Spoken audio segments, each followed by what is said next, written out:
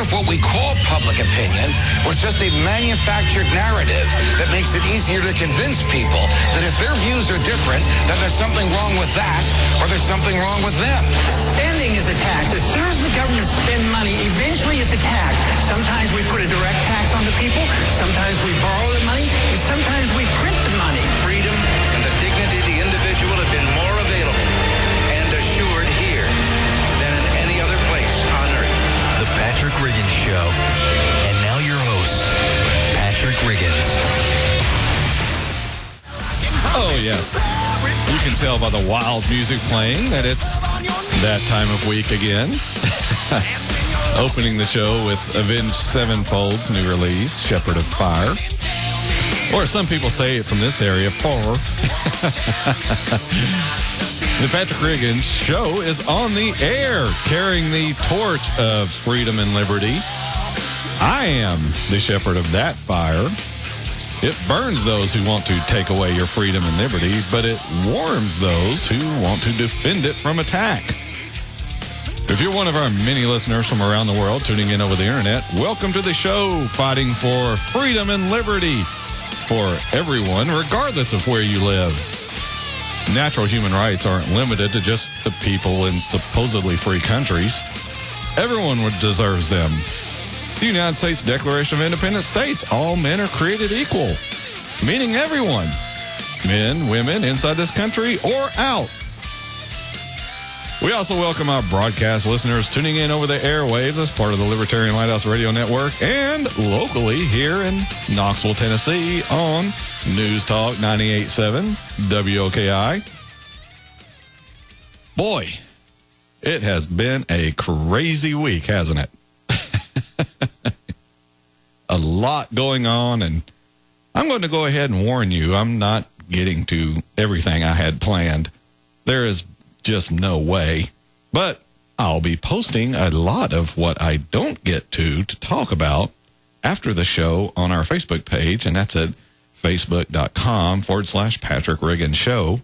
Again, facebook.com/Patrick Riggins Show. You don't have to be a member of Facebook to view that page. Just type in that address and ignore the little sign-up box at the top of the page. You can read everything we post there without having an actual Facebook account. One of the stories this week is the big distraction from the mess of Obamacare by Senate Majority Leader Harry Reid. He exercised the so-called, quote, nuclear option to effectively eliminate the tactic of filibuster to stop agency and judicial nominees who are sent to the Senate by the president for approval.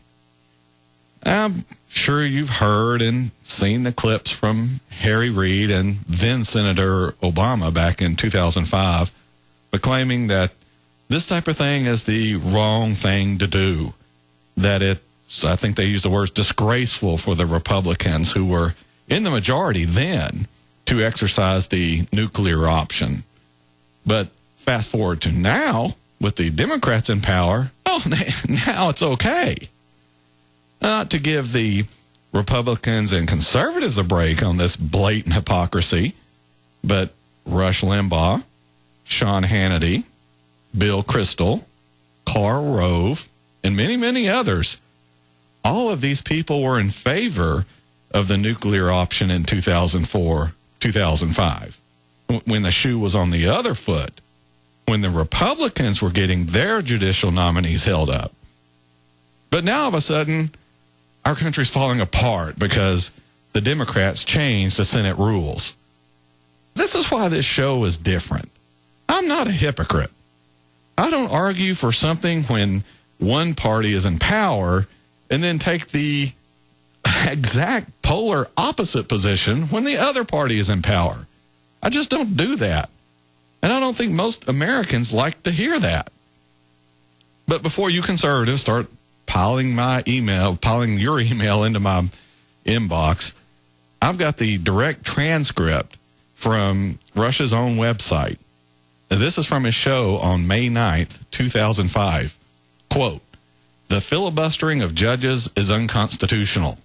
It undermines the president and the Senate's constitutional powers. And why? because a small minority of leftist senators refused to abide by the election results. That's all this is. And our guys on the Republican side, at least some of them, apparently don't care to fight that out. Now, this is the voice of the conservative movement, or that's what Rush is billed as anyway. You conservatives screaming about what happened this week, do you remember agreeing with Rush about this in 2005? Here's another quote from that exact same show, May 9th, 2005. He said, if a Republican majority in the Senate can't even, or worse even, won't step up to the plate to reinstitute what was the status quo for 214 years and push back the Chuck Schumers and Ted Kennedys and the Joe Bidens, then what principles do they stand for? This isn't about the Senate getting along. That was thrown to the wind when the Democrats started filibustering and undermining 214 years of history. This is about defending the Constitution. We elected a Republican majority in the Senate. We expect them to represent us. It's no more complicated than that. I apologize for not having the audio from this show. We tried to track it down for hours, but couldn't find it. And I'm sure if we had requested it from the EIB network, they probably wouldn't have been too keen on providing it. I've also got where Sean Hannity said basically the same thing. He was on Hannity and Combs, March 2nd, 2005. Here's what Sean Hannity stated, quote, there are 7 specific instances in the Constitution where they call for a supermajority. I believe it's unconstitutional to filibuster. It is not about advice and consent now to ask for a supermajority on judicial nominations. I believe that is not constitutional. But listen, Democrat, Republican, who cares? We don't run our country on what either party says. We run it by the Constitution, or we're supposed to anyway.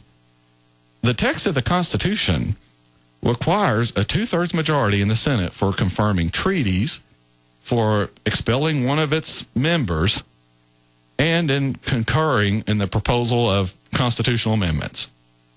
In all other matters, the Constitution gives the Senate the power to make its own rules. All of these conservatives screaming like stuck pigs, all of these liberals gloating over their supposed victory, all of these people are missing the key point here. Again, this is why you listen to this radio show and why its audience is growing by leaps and bounds. Not just where we're broadcast over the air, but around the world via our internet feeds. People are getting a truly American point of view and not one tainted by the political process or blind party loyalty. Look, the key point here is the government has too much power. What the federal government is doing should not really affect you. It was never meant to be this powerful and intrusive. Most of the government power was to be exercised at the state and local levels, closest to the people of this country. Even then, though, government power should not have that much to do with your day-to-day life, not in a free country. But since it does affect you this much, that should be telling you that the government has become too big. Its power is too invasive. There's too much on the table. The stakes are too high. The government has too much power because whatever it does, history demonstrates that government will screw it up. Take Obamacare, for instance. The stakes are too high for you to have the government meddling in your health care and screwing it up. If they screw things up, people can die. People won't get the care they want or may even need. If the government wasn't so intrusive in our daily lives, then whether the Senate had to get 51 votes or 60 votes for some judge somewhere, it wouldn't matter.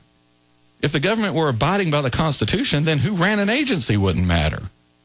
All of these rules and regulations would have to be passed by Congress and not created deep inside an agency in Washington by some nut with an agenda. I addressed that all just this last week, or maybe it's the week before. You can check our archives, youtube.com/Patrick Reagan Show. So why all the uproar? Because both sides of the political spectrum, the conservatives and the liberals, both want to tell you how to live your lives. Both are slaves to their political parties. This isn't what America is about. It's about freedom and liberty, something neither party really wants you to have.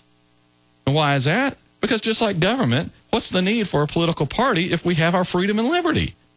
That's why we need to fight to get it back. Get people into office who will vote for us and then pull them back out and put another person in before these government temptations get a chance to get hold of them. We've already lost most of the people up there right now. As I said on the show last week, there's not one congressional representative that hasn't voted for something unconstitutional. Not one. Everyone up there has voted for unconstitutional legislation in clear violation of their oaths to uphold and defend the Constitution of the United States. We're already up on the first break of the show, the Patrick Riggins Show, here on the Libertarian Lighthouse Radio Network. Hey, look, when we return, we'll have even more stuff to talk about that you won't be hearing anywhere else. And why is that? Because no other radio show has me, Patrick Riggins. Stay with us over this next short break.